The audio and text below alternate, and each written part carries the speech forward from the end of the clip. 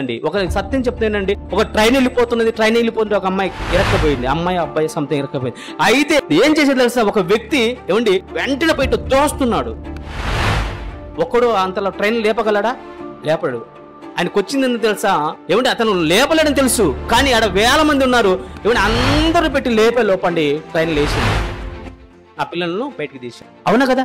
ఒక్కడి వల్ల కాదు, కానీ వందల మందిలో ఏదైనా సాధించగలరు. అందుకనండి సహోదరులు ఐక్యతగా ఉంటే నిజంగా ఎలాంటి అందం ఉంటుందంటే సంఘానికి చాలా బాగుంటుంది. అదే మనస్వార్థాలు ఉన్నాయనుకోండి, బాగా గమనించండి, మనస్వార్థాలున్నా, కోపాలున్నా, ఓర్వలేని తత్వం ఉన్నా ఏమండి ఆ సంఘాన్ని చీలుస్తున్నారని అర్థం, ఆ సంఘాన్ని బలహీనపరుస్తున్నారని అర్థం, ఆ సంఘాన్ని పడగొడుతున్నారని అర్థం. బాగా గమనించండి పిల్లరా, మీరు పడగొట్టేది నన్ను కాదు, సంఘాన్ని కాదు, దేవుని సంకల్పాన్ని నిరుత్సాహపరుస్తున్నారు. దేవుని సంకల్పాన్ని మీరు పడగొడుతున్నారు.